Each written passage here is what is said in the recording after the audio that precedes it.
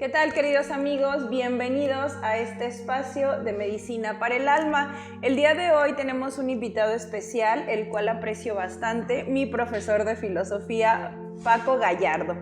Bueno, el tema de hoy es muerte o la muerte, un tema tabú, pero necesario, ya que pues muchas personas o la gran mayoría, ¿verdad, Paco?, le tienen miedo pues a esta transición que se desconoce, que no sabemos qué es lo que va a suceder. Y bueno, me gustaría comenzar abordando pues algunas cosmovisiones de algunos filósofos acerca de cómo ellos veían el tema justo de la muerte. Ok, bueno, Fer, muchas gracias antes que nada por la invitación y un saludo para toda tu audiencia. Gracias. Bueno, yo tengo la impresión de que la muerte es un tema tabú, sobre todo en la cultura occidental cristiana. De alguna manera, los seres humanos, ante lo desconocido, tenemos siempre una cierta inquietud, precisamente porque nuestra naturaleza nos indica que debemos tener las cosas bajo control. La muerte es algo que escapa de nuestras manos y de alguna manera hay como muchos filtros culturales. Claro. En ese sentido, el cristianismo ha creado imágenes de lo que hay más allá de la vida, de lo que hay después de la muerte, pero creo que el cristianismo ha acentuado mucho, digamos, las amenazas o los castigos eternos. Esto nosotros lo podemos ver muy bien, por ejemplo, en este famoso poema de Dante Alighieri, La Divina Comedia. En este poema, en La Divina Comedia, pues es un poema tripartito, está dividido en 3 partes, pero curiosamente la parte más conocida y la parte más popular es la que se le dedica al infierno, ¿sí? El purgatorio y el cielo, digamos que no son espacios tan conocidos. Claro. Parece que al mundo cristiano occidental, insisto, la muerte le sirve para infundir una especie de amenaza y con eso tratar de controlar el comportamiento de las multitudes. Pero esto no siempre fue así. Tratando de retomar el tema que has propuesto en tu programa, pues me gustaría decir que ha habido pueblos y ha habido culturas y ha habido civilizaciones que no han tenido una relación tan tormentosa con la muerte como el cristianismo. Y bueno, me parece que un caso clarísimo pues son los antiguos filósofos griegos. Estoy pensando en 4 de ellos que me gustaría comentar de forma muy breve, muy resumida. El primero de ellos pues sería Heráclito, ¿no? Un filósofo nacido en la ciudad griega de Éfeso, que bueno, es muy conocido sobre todo por su famosa doctrina del panta rei, el todo fluye. Heráclito pensaba que los seres humanos estamos en un continuo movimiento, en una continua evolución, y que las cosas no pueden estar fijas o permanecer para siempre. En ese sentido, la muerte, digamos que es un episodio que no le pone fin a la naturaleza humana. Nuestra composición material después de la muerte, digamos que pasa a integrar parte de otros organismos. Cuando a nosotros nos sepultan o nos incineran o le dan, digamos, otra forma a nuestros restos materiales se reincorporan. Etimológicamente esa palabra es muy ilustrativa. Reincorporar es como volver a añadir a otro cuerpo, claro, ¿no? Se reincorpora en otros organismos. Nuestro cuerpo, nuestra materia constitutiva pasa a formar parte de seres vegetales, de seres animales, y así a través de toda la eternidad. Claro. En ese sentido, los seres humanos no desaparecemos, sino que solamente cambiamos de forma. Nos transformamos, ¿no? Sería, que me parece una visión mucho más amable, además. Claro. Pienso también, por ejemplo, en Pitágoras de Samos o en el mismo Platón. De Platón vamos a hablar en otro espacio de forma más detallada, pero aquí solamente me gustaría englobar que ellos dos creían en una cosa llamada metempsicosis, que nosotros podemos traducir al español castellano como la transmigración de las almas. Según ellos, los seres humanos estamos compuestos de dos elementos, ¿no? De dos dimensiones, la dimensión material o corporal y la dimensión espiritual o la dimensión anímica. De esas dos dimensiones, solamente una es corruptible, solamente una se descompone, que es el cuerpo. Cuando nuestro cuerpo deja de existir, nuestro otro componente, nuestra alma, sobrevive, ¿no? Se va a un espacio que nosotros no tenemos muy bien identificado, hasta que posteriormente encuentra otro cuerpo al cual habitar. Esto lo explica muy bien Platón cuando habla de su teoría del mundo de las ideas, ¿no? La idea de que el ser humano fallece, su alma se va al topos uranos, como le llamaba él, el firmamento. Ahí espera un cierto tiempo hasta que en nuestra dimensión, en la Tierra, vuelve a aparecer otro organismo, otro cuerpo que es capaz de hospedar a nuestra alma. Por esa razón se ha considerado que el cristianismo, de alguna manera, pues abrevó mucho de las fuentes platónicas, sobre todo en lo que tiene que ver con el concepto de la inmortalidad del alma. Y bueno, por último me gustaría señalar a Epicuro de Samos, compatriota de Pitágoras, que también era de Samos. Epicuro fue un filósofo del siglo III a.C., que escribió mucho, pero que la historia ha sido muy caprichosa con su obra escrita, porque prácticamente todo lo que escribió se ha perdido y no ha llegado a nuestras manos. Lo conocemos por un puñado de cartas que le escribió a algunos amigos y por un poema que escribió un poeta romano en el siglo I a.C. que se llamó Lucrecio. Este poema se llama De Rerum Natura y ahí como que compila y ordena toda la doctrina de Epicuro. Pero bueno, es una doctrina muy amplia, no la voy a comentar con detalle, pero sí me gustaría hacer mención de una carta en específico que se llama Carta a Meneceo. Es una carta muy breve que le recomiendo a toda tu audiencia que la consulte. Gracias. La encuentran sin ningún problema en internet, donde Epicuro trata de convencernos de que no hay una razón fundamentada para temerle a la muerte, porque según él es imposible que la vida y la muerte coexistan. Cuando los seres humanos estamos vivos, dice Epicuro, le dice a su amigo Meneceo, pues la muerte no está presente.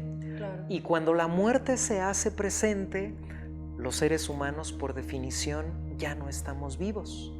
Entonces la muerte es un fenómeno que en rigor nosotros no alcanzamos a conocer de forma consciente. Y por esa razón, dice Epicuro, el miedo a la muerte es irracional y nos recuerda mucho que a veces, Fer, los seres humanos sufrimos más por imaginación que por realidad, ¿no? Eso es lo que te podría comentar al respecto. Muchas gracias, Paco. Y fíjate, esto que mencionas al final tiene mucho sentido, porque al final de cuentas, nuestra mente, que siempre les digo a los chicos, a las chicas, que es la mente de la casa, nos traiciona, ¿no? Sí. Con tantas películas de lo que va a pasar, de lo que no va a pasar, de cómo va a ser.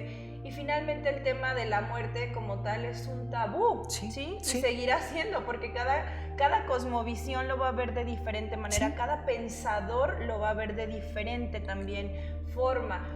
Sin embargo, lo que sí es real y que creo que es muy importante es que al final de cuentas es un ciclo de vida, ¿no? Sí. Así como es parte el nacer, también es parte el morir. Y si en algún momento no tuvimos como ese miedo que ni siquiera sabíamos lo que era el nacer, pues como por qué tener lo que es lo que llamamos la muerte, ¿no? Efectivamente. Eso que comentas, Fer, es bastante interesante porque de alguna manera refuerza el comentario que había hecho al principio de la transmisión.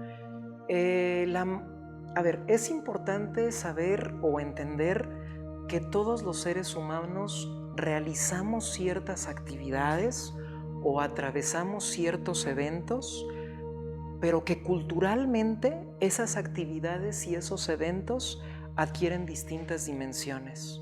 Es decir, todos los seres humanos comemos, todos los seres humanos dormimos y todos los seres humanos morimos. Pero en cada cultura y en cada civilización, pues hay filtros culturales que dotan de significados diferentes a esas actividades y a esos eventos. Yo quiero hacer hincapié en que el miedo a la muerte es una cuestión muy del occidente cristiano. Porque cuando tú hablas de que efectivamente nuestros ancestros, las civilizaciones prehispánicas o precortesianas o precolombinas o mesoamericanas, como les queramos llamar, tenían una relación distinta con la muerte, eso es muy cierto. Era una relación, podríamos decir, más amigable, porque no le tenían este miedo, podríamos decir, enfermizo o patológico que nos enseñó el cristianismo. También hay que decir una cosa, el encuentro de los mundos nos hizo conocer formas de muerte que en este hemisferio no se habían experimentado. Pienso, por ejemplo, en un episodio que narra uno de los evangelizadores españoles que vino al Nuevo Mundo en el siglo XVI, de nombre Fray Jerónimo de Mendieta. Fray Jerónimo de Mendieta tiene un libro muy famoso que se llama Historia Eclesiástica Indiana, en el cual, como su título sugiere, él trata de narrar cómo es que la iglesia cristiana o la iglesia católica migró, ¿no?, de Europa a este lado del mundo. Y bueno, cuenta todos los obstáculos que los sacerdotes católicos se enfrentaron o descubrieron para realizar esta gesta. Y algo que él dice, que yo considero que es un dato muy impactante, es que, por ejemplo, uno de los factores más importantes en el episodio de la conquista fue la transmisión de la viruela. Muchas veces en la historiografía española se narra que los españoles conquistaron, entre comillas, el Nuevo Mundo gracias a su valor militar y a su estrategia militar. Fray Jerónimo de Mendieta dice que eso no es verdad. Fue que ellos trajeron enfermedades, claro, para las que los cuerpos de los aborígenes no tenían anticuerpos, y por esa razón, cuando llegaron estos virus, estas bacterias, estos agentes patógenos, ocasionaron una devastación terrible. Específicamente el caso de la viruela fue algo muy grave. Yo no sé qué tan cierto sea lo que dice Fray Jerónimo de Mendieta, pero él da una estadística que a mí me parece impresionante, porque dice que en la primera epidemia de viruela que hubo, sobre todo en el territorio de la Nueva España, murieron 8 de cada 10 indígenas. O sea, el 80% de la población fue absolutamente destruida por un virus que en esta región no se conocía. Entonces, yo a lo que trato de invitar a nuestra audiencia es que piensen de verdad cómo fue para los pueblos prehispánicos recibir, por un lado, enfermedades tan devastadoras y al mismo tiempo recibir el discurso, digamos, del occidente cristiano, ¿no? Que si no abandonaban, por ejemplo, el culto a todas sus divinidades y empezaban a creer en el evangelio, pues no solamente se iban a condenar aquí en la tierra con una enfermedad espantosa, sino que en la vida ultraterrenal pues también iban a tener mala fortuna, ¿no? Yo creo que eso nos muestra, insisto, que el occidente cristiano ha tenido una tensión muy fuerte con la muerte. Y todo esto que nosotros rescatamos por estas fechas, pues son precisamente nuestras tradiciones más arraigadas, ¿no? Esta idea de que la muerte no necesariamente tiene que ser la causa de un miedo enfermizo o patológico, sino que es, como bien lo mencionaste hace unos minutos, parte de la vida, ¿no? El cierre del ciclo vital, y que por lo tanto deberíamos de tratar de hacer las paces con ella.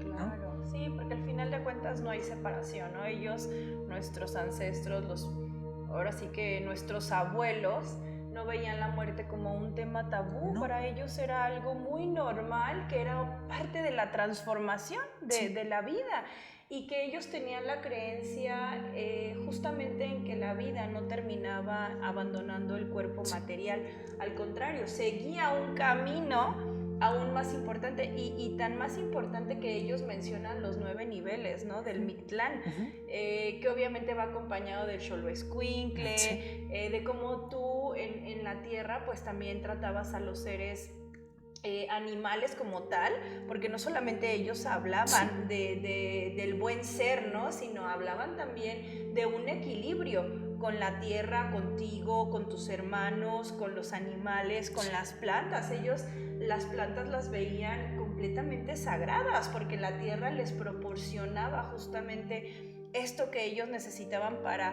coexistir. Entonces, la verdad es que sí se perdió durante muchos siglos esta enseñanza, que creo que tiene un poco tiempo, Paco, que vuelve otra vez como a resurgir, y que se empieza otra vez como a interesar, ¿no? En lo que realmente es nuestra cultura, nuestras enseñanzas, abuelos como tal de tradición, que siguen arraigados a la tierra, a las plantas, a la medicina ancestral, a la medicina herbolaria, las limpias, y que la gente tiene también como un tema bien distorsionado de eso, ¿no? Que la brujería, y no es eso, no es la brujería, al contrario, es el equilibrio entre el cuerpo, la mente y el espíritu, porque al final ellos pues comentan, o la ideología es que cuando tú haces en el plano terrenal las cosas con amor, en conciencia, en equilibrio,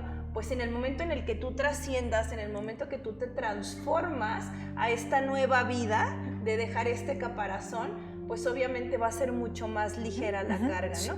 Entonces, pues prácticamente, digo, nos podemos extender muchísimo acerca de cómo veían ellos toda esta historia de la muerte, ¿no? Lo que conllevaba como tal el tema de la muerte. Lo que sí queda claro es que lejos de ellos temerle, la vivían con mucha gratitud, y aparte la honraban como tal, honraban la vida, honraban la muerte, no era como el tema del miedo.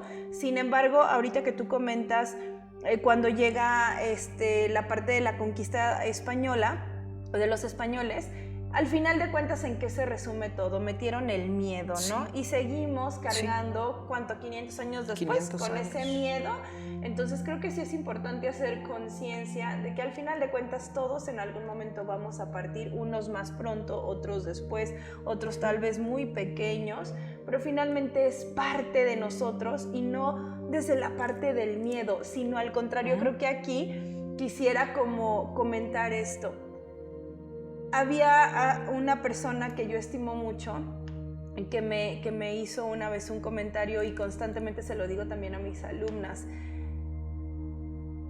que el paso por la tierra sea en honorabilidad, y que el día que tú trasciendas lo hagas desde la parte de la gratitud y el honor, y que las personas que te rodearon lo vean también desde esa parte, ¿no? Entonces, al final de cuentas, es cómo vives tú, cómo te sientes hoy tú, si te toca abandonar en este instante el cuerpo.